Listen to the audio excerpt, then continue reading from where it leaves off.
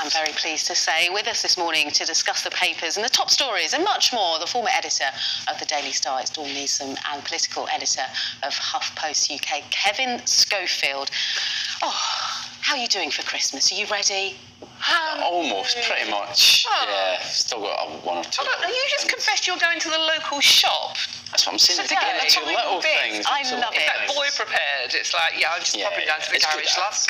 Well, it's lovely to have your company to go through the papers this morning. Shall we start with the Mail on Sunday? Because it's detailing, isn't it? As much as they can, the Christmas message from King Charles. It's a lovely spread, isn't it? I mean, it's page 2 and 3 of the Mail on Sunday today, and you've got Charles standing there in front of his living tree, which is living because it's in the earth still, the soil, so you can take it out and plant it in your garden, which he will be doing, obviously. And it's decorated.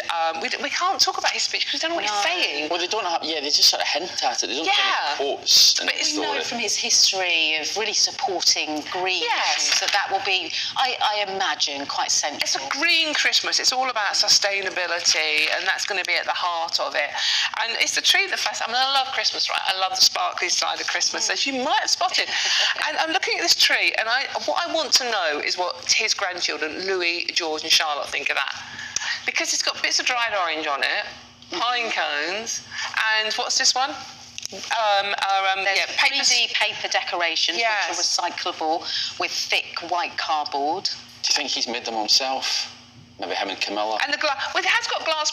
Yeah, can you imagine? He's got glass-blown baubles, which are all blown by hand and recyclable and everything else. How much do they cost? Yeah, I don't suppose he really looks at the he price didn't nip to IKEA, did he, and get some cheap ones like the rest of us did. Well, if he made them himself, he might have saved a bob or two there. Yeah. But I suppose it's one of those messages that people will be looking for in that day.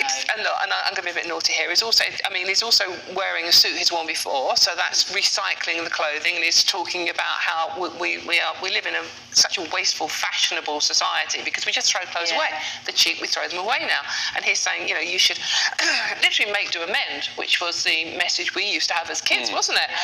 And then on the opposite page, there's a story about Kate doing something very lovely with some disabled children, wearing a jumper that cost her £1,350. Wow. I do wonder how much is kind of, sent to the offices that they can wear themselves, as gifts. I have no idea, but yeah. I didn't know you could spend that much on a jumper. No, Kevin it's possible, Kevin. He almost If you really look hard enough. To be fair to Kevin, she has worn it twice. So it's, she's getting her. She's obviously feeling wearing value out of it. Looking very festive there, Kevin. She does. She looks lovely. She's beautiful. Listen, let's move on.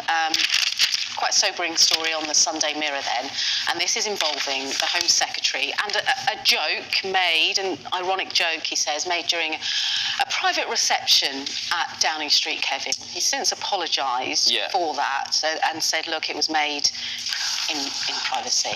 Yeah, he obviously thought it was a reception, I think, with other journalists, and he thought it was off the record, as these things normally are, to be fair. However, I think given the subject matter, and also a joke about a date rape drug being used in his wife's drink. And the timing of it as well. Now, one, he's the Home Secretary, so he's meant to be in charge of law and order. So to be making off-colour jokes about this type of thing is, I think, ill-advised. But also the timing of it, it's on the same day that the government, and he was quoted in the press release, announced a crackdown on spiking. So obviously this is why it came up in conversation, and he has decided, for whatever reason best known to himself, to make a bit of a joke about it.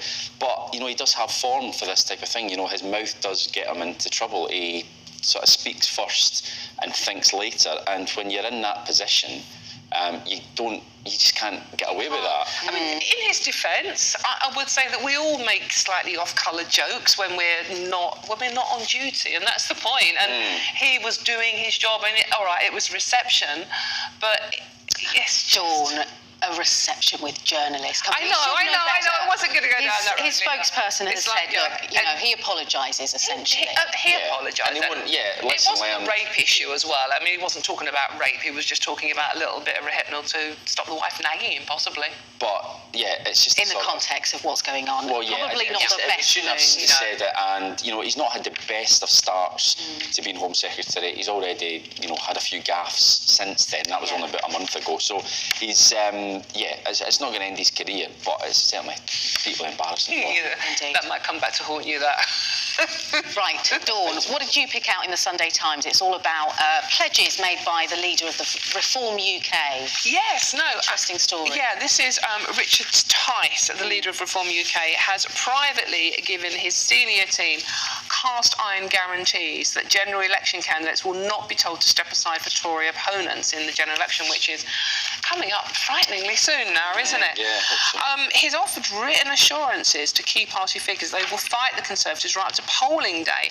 So this is actually the story that basically Reform are going to split that Conservative vote even further than it's divided already, because it's the party is tearing itself apart on its own, doesn't need Reform to help out. So, but people now to the right of the Conservative vote are going to probably go and vote for Reform, split the Conservative vote even more, and Labour are eschewing then. They won't get any MPs Reform, but as you say, they will take the vote. And you look at the opinion polls to see that 7-8% at the moment say they would vote Reform.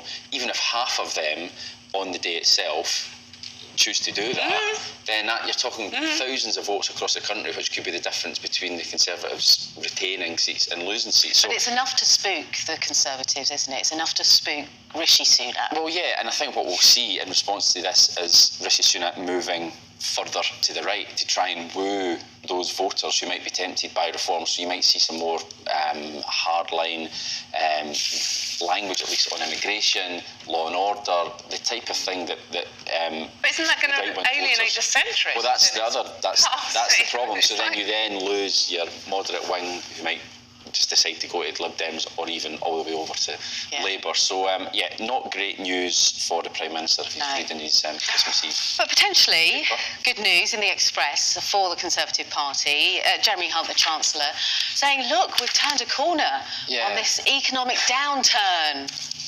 Right.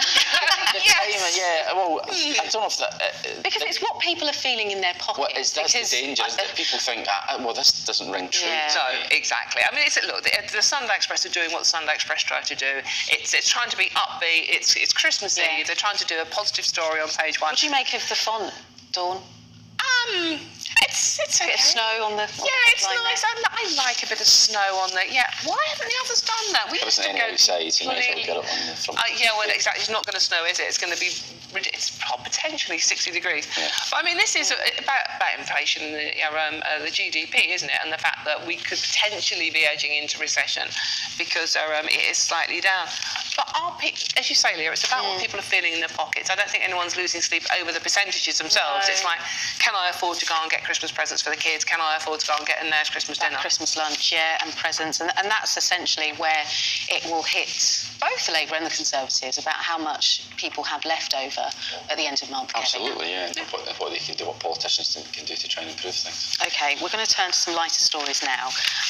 We have the Mirror, and this is a push to stop reindeer slaughter. Not the story you want to hear on Christmas Eve, but there we go. Well, so as you'll see there, it talks about, so this is a classic, what we would call a Christmas box story in the game.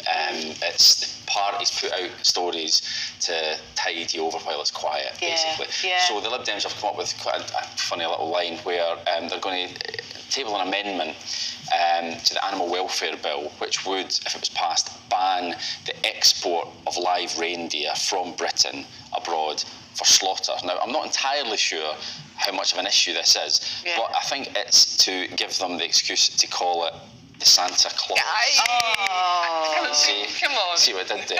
So We write cracker jokes in our spare time. I would love to know if there are any reindeer are exported from the UK for slaughter abroad. Maybe there are, maybe, but it's not a massive issue. I didn't know it was a thing. But yeah, MPs could potentially get a vote on it next year. And just in case anyone was thinking of exporting reindeer, then this would also make it legal. So, you know, even if it saves one reindeer's life at Christmas, I think Rudolph's could safe. save. It could save Rudolph. I think he's gainfully employed. Can you name the others? Dasher. Blitzen, Donna. Prancer? That's all we're going to Yeah, get, I yeah, think, yeah. at this stage. Dawn, We're rubbish, thank you. aren't We all are. Kevin, thank you so much. We'll catch up in the next hour.